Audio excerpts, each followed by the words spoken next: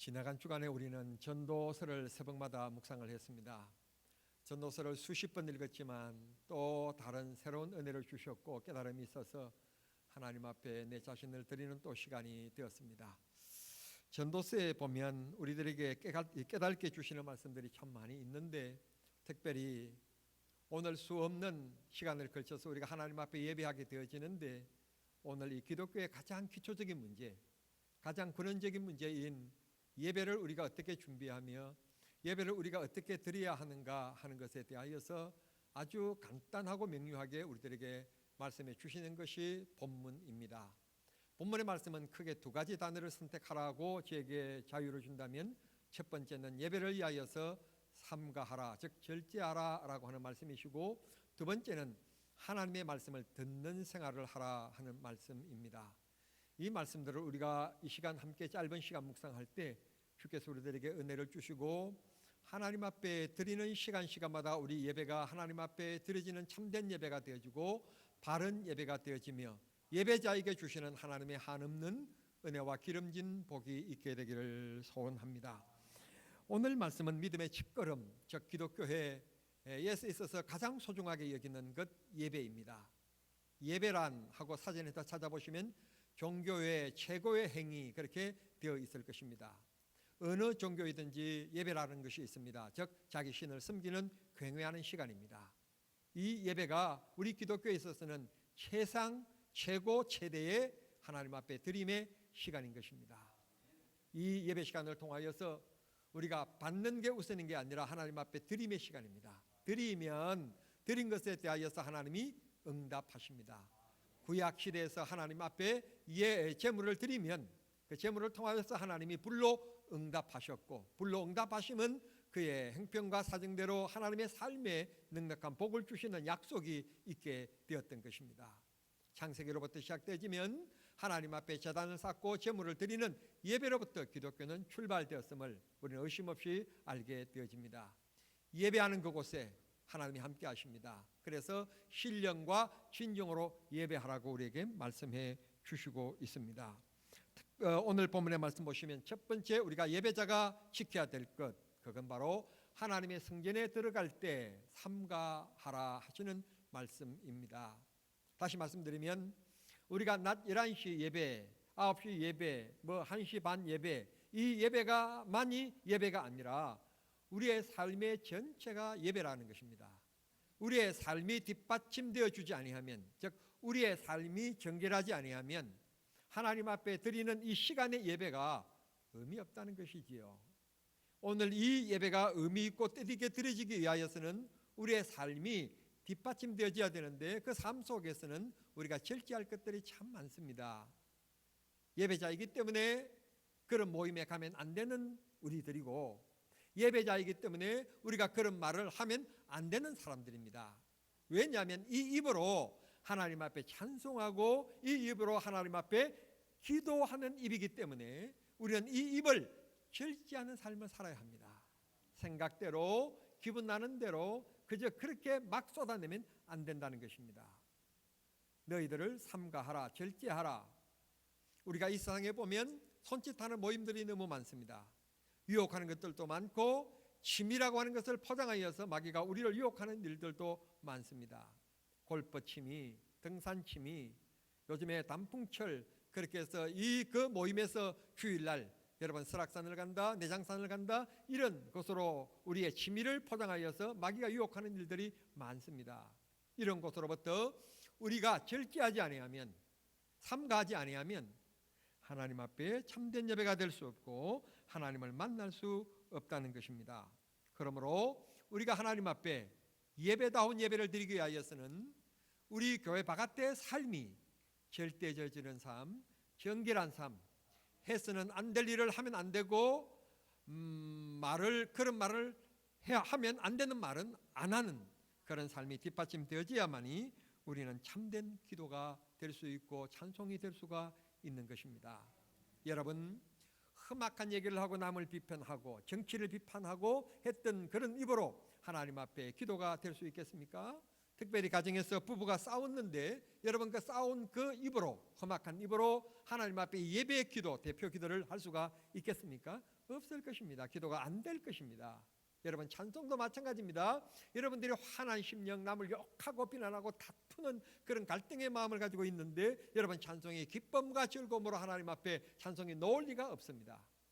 그러므로 우리가 즐게 되어지는 삶, 주님 앞에 예배드리기 위하여서 우리가 그런 희생의 삶이 없이는 안 됩니다. 이걸 가르쳐서 기독교 용어로 경건이라고 얘기하는 것입니다.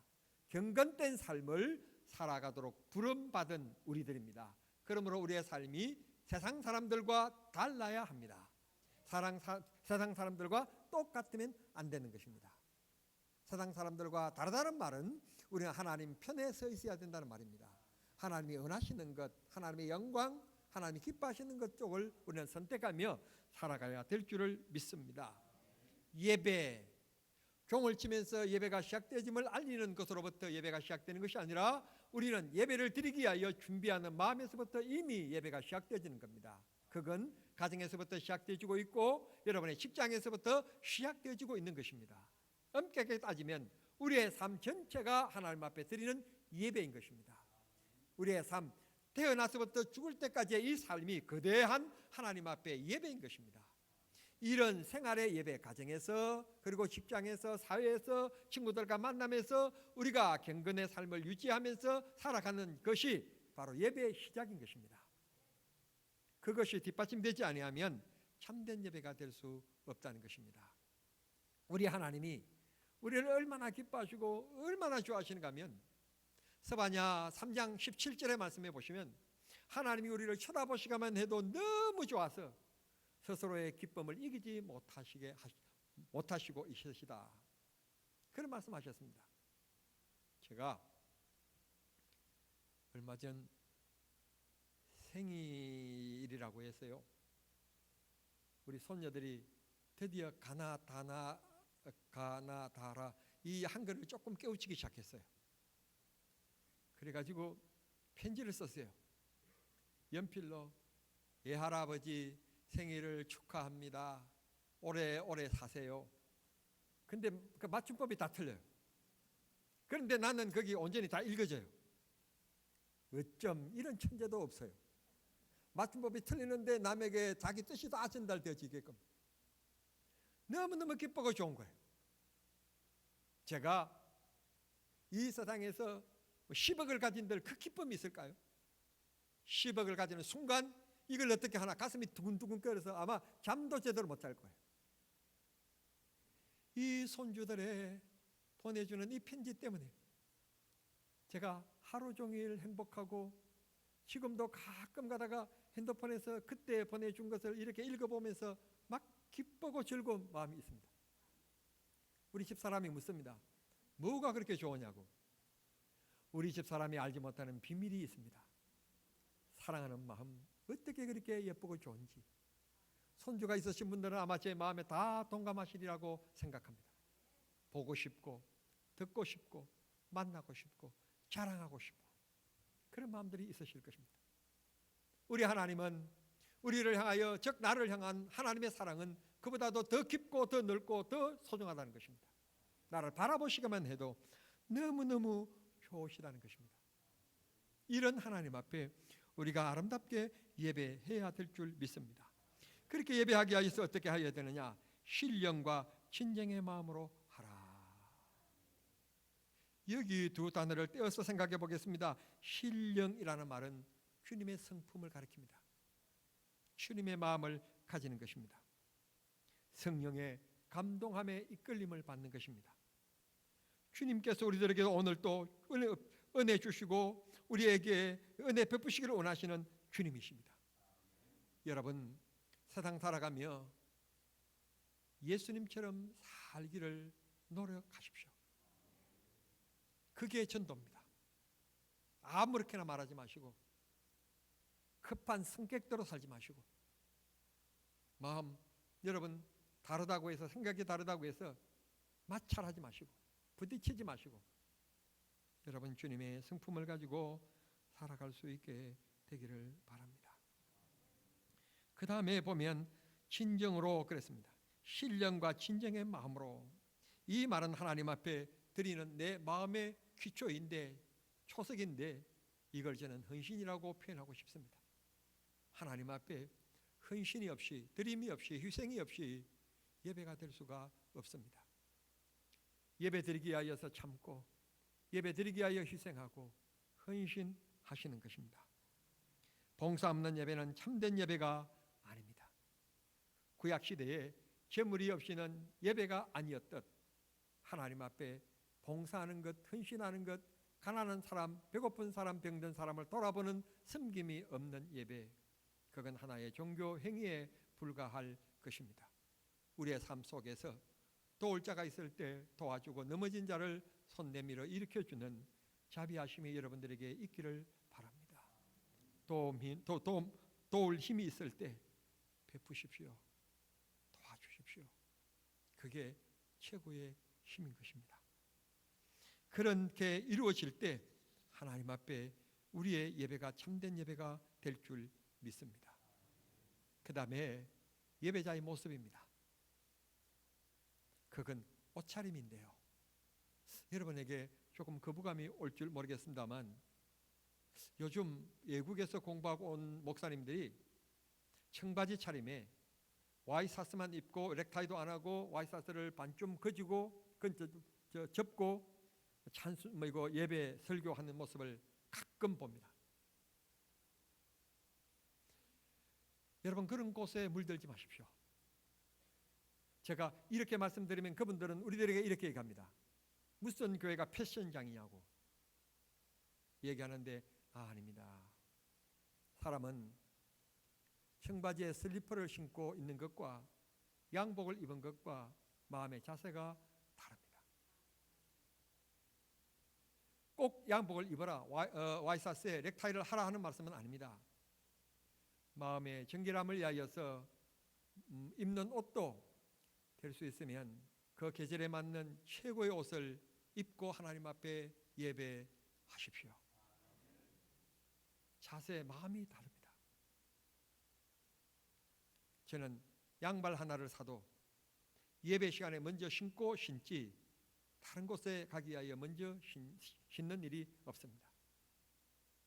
딸 아이의 결혼이라고 해서 넥타이를 새로 구입해도 예배 시간에 먼저 하나님 앞에 드림에 내가 사용하지, 예식장에 들어갈 때 처음으로 사용하지는 않습니다. 언제나 제 삶의 우선순위는 하나님 예배입니다. 그렇게 살면 주께서 우리에게 복 주실 줄 믿습니다. 말씀드린 것처럼 옷에 대해서 너무 강조하면 시험에 들 분도 계실 것 같기도 한데, 그럼에도 불구하고 여러분 교회 오실 때는 화장도 하십시오. 화장품이 얼굴에 트러블이 생겨서 하지 못하는 분들은 할 수 없지만, 또 몸이 불편하신 분들 어떻게 하실 수는 없지만 하실 수만 있다면 여러분들이 교회 오실 때는 그 계절에 최고의 좋은 옷을 손질하여서 입고 예배하십시오. 마음 자세가 분명히 달라질 것입니다. 예배할 때 팔짱을 끼는 일이나 몸이 불편하여서 고관절이 어려워서 발을 꼬는 일은 있으시겠지만, 그렇지 않는 분들이라면 팔짱을 끼거나 다리를 꼬거나 설교를 들을 때 딴 곳을 쳐다보거나 눈을 감고 있거나 그러지 마십시오. 여러분들이 오늘 대통령께서 여러분들을 만나자고 한다면 지금 입으신 그 옷, 그 차림으로 가시겠습니까? 옷장을 뒤지면서 최고의 옷을 골라 입고 가실 것입니다. 대통령과 대화를 하고 말씀을 듣는데 눈을 감고 들으시겠습니까? 팔짱을 끼고 들으시겠습니까? 다리를 꼬고 들으시겠습니까? 불교에도 예불 하며 그런 자세를 갖추지 않습니다. 천주교에서 미사하면서 그런 자세를 가지지 않습니다.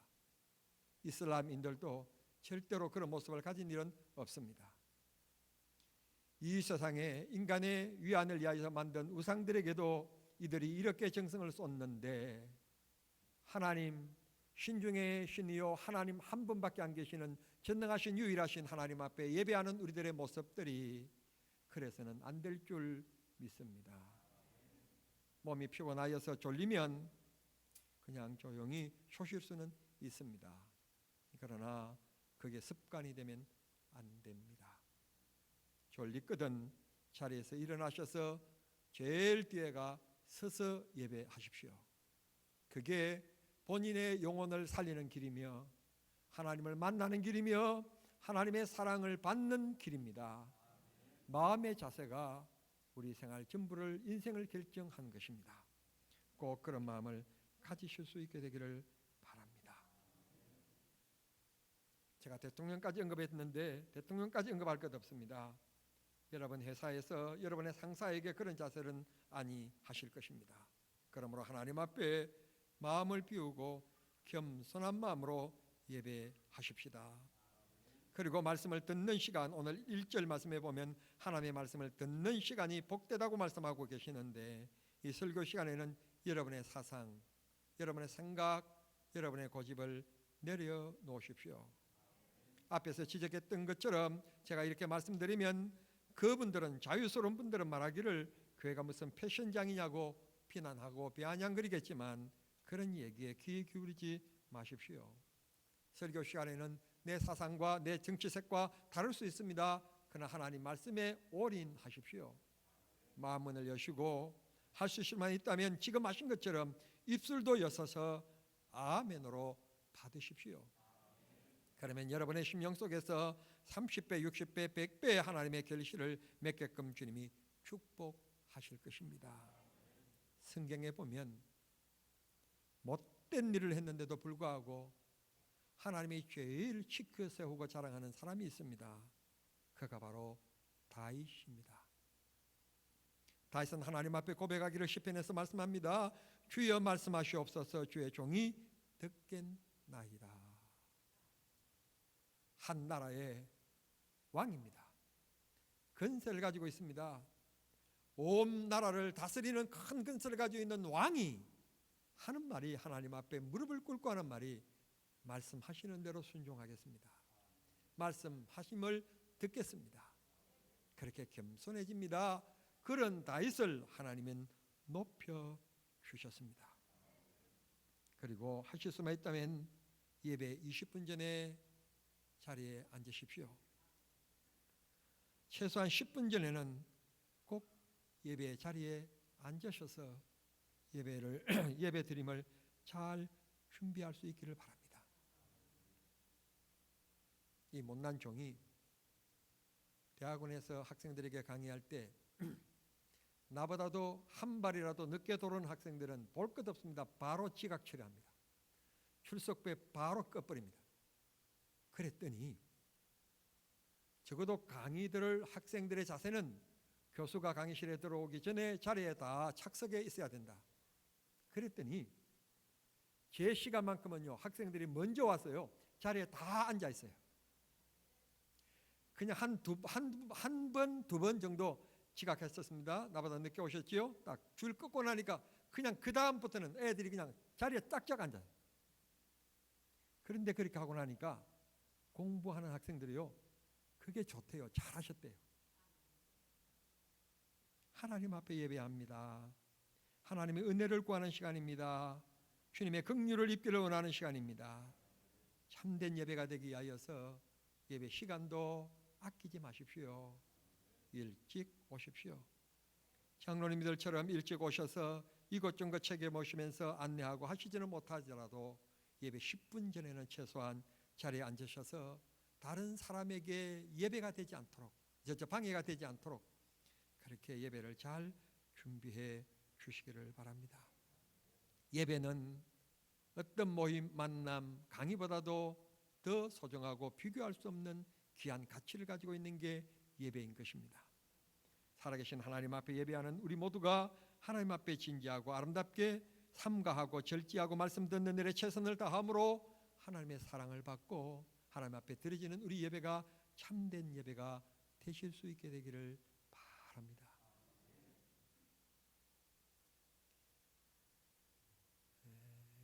예배 하나 잘 드리면요, 하나님께서 놀라운 은혜를 베푸십니다. 예배 하나 잘 못 드리는 분들은 그 오기는 왔는데 예배 시간에 참여하기는 했는데 아무 감동 없이 성령의 느낌도 없이 그냥 가는 길이 있습니다. 이왕이면 주님 앞에 놓으셨을 때 참된 마음으로 신령과 진정으로 예배하여서 은혜 받아야 되지 않겠습니까? 성령님이 은혜 부으시는 은혜를 체험하고 돌아가야 되지 않겠습니까? 말씀을 들으실 때 마음을 비우시고 말씀에 집중하기를 바라고, 찬송하실 때 여러분 입술을 여시기를 바랍니다. 마음으로 찬송한다고 말하지만 입술로 찬송할 때 마음이 찬송하게 되어지지, 마음에 찬송하면 입술은 역사하지 않습니다. 입술로 찬송하게 되어지면 마음이 찬송하게 되어지고 역사하게 되어 있습니다. 여러분, 찬송 하나, 기도 시간 하나, 헌금 시간 하나, 축도 시간 하나, 모두가 예배입니다. 예배 시간에 어느 시간이 귀하고 어느 순서가 덜하고 그런 게 있을 수가 없습니다. 설교 시간이 귀합니까? 기도 시간도 귀합니다. 기도 시간이 귀합니까? 여러분 서로 교제하는 시간도 귀합니다. 예배 순서 하나하나 모두가 예배이기 때문에 모든 순서에 최선을 다하십시오. 여러분들이 혹시 지루하실까 봐 예배 시간은 그렇게 길게 하지 않고 할 수만 있다면 1시간 안에 예배를 마치지 않습니까? 1시간이 넘어가면 여러분의 집중도가 떨어지게 되어 있고 여러분의 육체에 벌써 지루함감이 있기 때문에 여러분의 몸이 뒤틀려지게 되어 있습니다. 그래서 여러분 예배를 길게 하지 않는 이유가 있습니다. 그러므로 우리 예배에 집중하기를 바랍니다. 전에도 말씀드렸듯이 부목사가 설교해도 저는 그의 눈을 뚫어지게 바라봅니다. 할 수만 있으면 여러분 집중합니다. 저는 다른 일을 하지 않게 하여서 예배 설교를 들으면서 깍지를 낍니다. 깍지를 끼고 무릎 위에 얹고 마치 상사 앞에 선 것처럼, 대통령 앞에 선 것처럼, 제가 군대에 있을 때 사단장 앞에 앉아 있는 것처럼 반듯한 몸 곳곳하게 세워서 저는 주목합니다. 왜? 이 시간을 통하여 주님이 내게 은혜 주실 줄 믿고 하나님이 역사하실 줄 믿기 때문에 그렇습니다. 그렇게 했더니 말더듬인 저에게 성령이 역사하셨고 빈손인 저에게 오늘까지 이르게 하셨습니다. 가난하다 가난하다, 배고프다 배고프다, 저도 그런 경험을 했습니다. 여기 앉으신 분들이 저만큼 그런 고통을 겪어보신 분은 없으실 것입니다. 밥은 먹을 수 있는데 밥을 안 주어서 먹지 못하고, 아는 사람 없어서 도움을 구할 수 없는 생활, 여러분 얼마나 서글픈 생활인지 아십니까? 여러분 생각해 보면 눈물밖에 없는 나날이었습니다. 그런데 하나님께서 이렇게 여기까지 하나님 높여주셨고 여기까지 인도해 주셨으며 축복하여 주셨습니다. 마지막으로 예배 시간은 마음과 육신을 치료하는 시간입니다. 성령님의 만져주심을 기대하시기를 바랍니다. 초대교회 성도들은 모여서 서로 그렇게 기도할 때 성령의 역사가 나타났고 은혜를 입게 되었습니다. 이 시간도 하나님께서 각가지의 문제와 일을 가지고 있는 우리들에게 이 시간 임재하셔서 그 일 속에 해결의 역사가 있어질 수 있게 되기를 바랍니다. 말씀을 맺겠습니다. 사랑하는 성도 여러분, 바른 예배를 하기 위하여서는 삼가하라. 하나님의 성전에 들어가기 전에 삼가하는 일들을 해라. 절제하는 일들을 해라. 버릴 일들을 해라. 경건의 생활에 힘써라 말씀하셨으니 오늘 말씀 꼭 기억하시고 특별히 이 예배할 때 하나님 성전에 들어가서 말씀을 듣는 일에 집중하시기를 바랍니다. 1절 말씀하십니다. 하나님의 말씀을 듣는 귀중한 시간이 악인들이 제물을 드리는 것보다 더 귀하고 하나님의 말씀 듣는 것을 더 좋아하신단다 말씀하셨으니 우리 예배가 늘 하나님 앞에 살아있기를 바라고 참된 예배, 바른 예배, 그 예배를 통하여 또 하나님의 역사를 체험하는 뜨거운 시간이 되실 수 있게 되기를 바랍니다. 우리 모든 성도들에게 예배 시간마다 하나님께서 은혜를 베풀어 주시고 응답의 역사가 있어질 수 있게 되기를 우리 주님 이름으로 축원합니다. 기도하시겠습니다. 하나님 아버지 감사합니다. 오늘 또 하나님 앞에 예배자로 부름받게 해주시니 감사합니다. 참된 예배, 바른 예배를 위하여서 우리가 갖춰야 될 기본적인 기초의 문제 간단하게 말씀을 통하여 나누었습니다. 언제나 신령과 진정의 예배가 되도록 경건에 힘쓰게 하시고 내 마음을, 내 생활을 하나님 앞에 드리는 제물이 되게 해 주시옵소서. 다시 한 번 더 바라옵기는 고개 숙인 사랑하는 성도님들 한 분 한 분 주께서 이 시간 손얹어 안수하여 주시옵소서. 병든 몸 고쳐 주시옵소서. 어려운 문제 해결시켜 주시옵소서. 코로나 등등의 문제로 약하여 가는 우리 믿음이 담대해져 가게 하시고 큰 믿음 되게 하시고 하나님을 기쁘시게 하는 믿음 되게 해 주시옵소서. 우리 고3 학생들, 대학 진학을 앞두고 있는 8명의 우리 학생들에게 지혜와 명철을 주시고 군생활하고 있는 우리 7명의 청년들에게 오늘 또 군인교회에서 반드시 예배하게 하시며 믿음도 성장하여 전역할 수 있게 해 주시옵소서. 사업하신 분들을 위하여 기도합니다. 이 한 주간도 이들의 사업터가 복되게 하시고 신나게 하시고 잘 되게 하시고 안전을 지켜 주시옵소서. 예수님의 이름으로 기도하옵나이다. 아멘.